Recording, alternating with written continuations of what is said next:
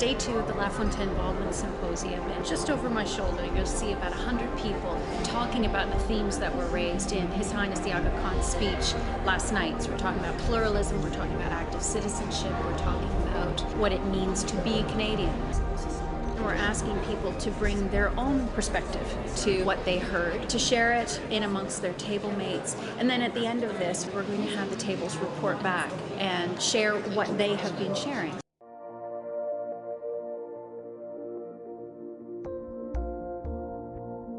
Tonight we are welcoming one of the great leaders for diversity in the world, the kind of thing that Canada stands for as a country.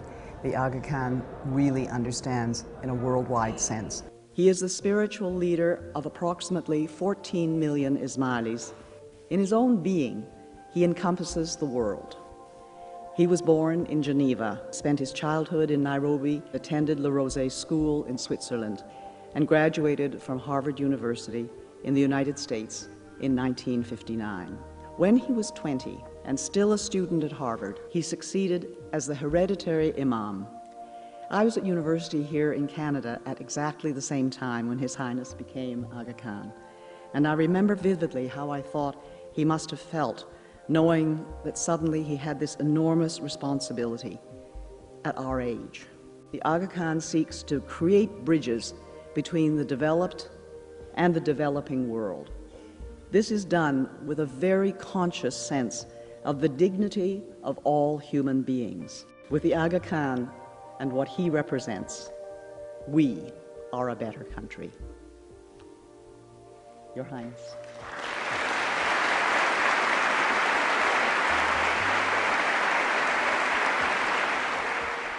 The challenge of pluralism is as old as human civilization.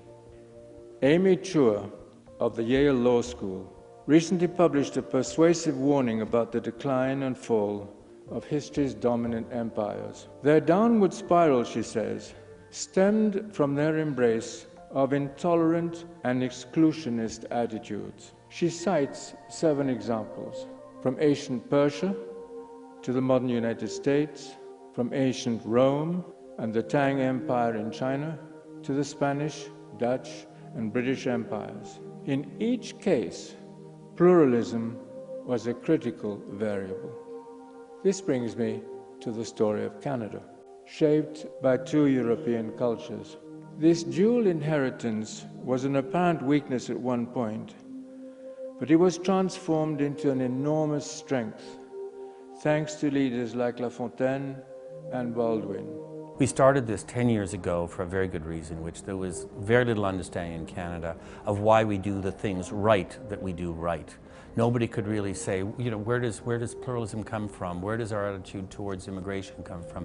Why do we not believe in violence, using violence, the state using violence the way it does in most other Western countries? There are several roots of it. One is Aboriginal, but the other root of it is the Great Reform Movement, middle of the 19th century. Louis Hippolyte Lafontaine, Robert Baldwin, the Great Ministry, come to power after an incredible struggle. They last 3 years. They put through hundreds of bills, and all of those bills are the foundation of modern Canada. Together, Robert Baldwin and Louis Hippolyte Lafontaine would forge the basis of responsible government in Canada. We'll have a few opening remarks from various people who will try to tease out from last night just some thoughts about what they thought were key elements in the Aga Khan speech. I believe that the challenge of pluralism is never completely met.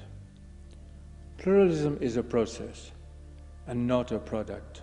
It is a mentality, a way of looking at a diverse and changing world. I like the idea of diversity or pluralism as a process, not a product. A very important phrase, I thought, a process, not a product. It has never been easy for people to live together. I am not one who believes in some natural human disposition to welcome the stranger.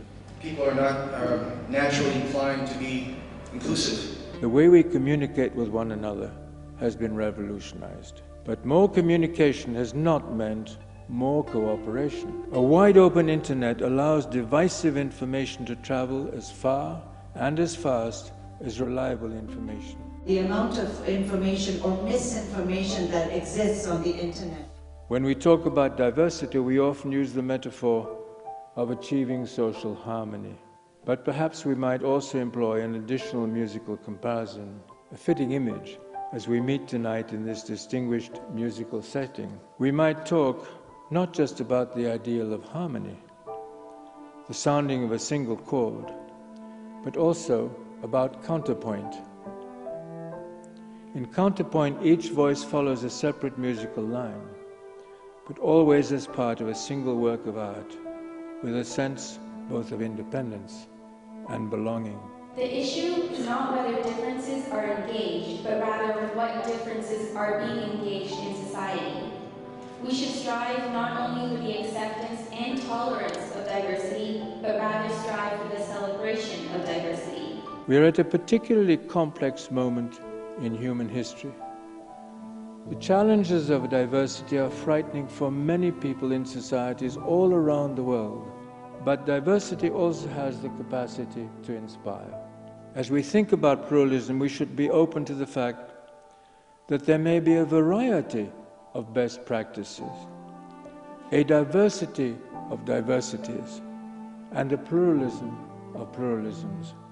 The world we seek is not a world where difference is erased, but where difference can be a powerful force for good, helping us to fashion a new sense of cooperation and coherence in our world, and to build together a better life for all. Thank you very much.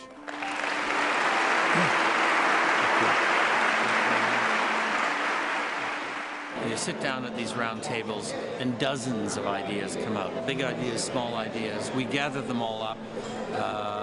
We look at them, we start thinking about them. What can we do with these ideas? How can we push these ideas forward? How can we make them part of what we do and part of the national consciousness?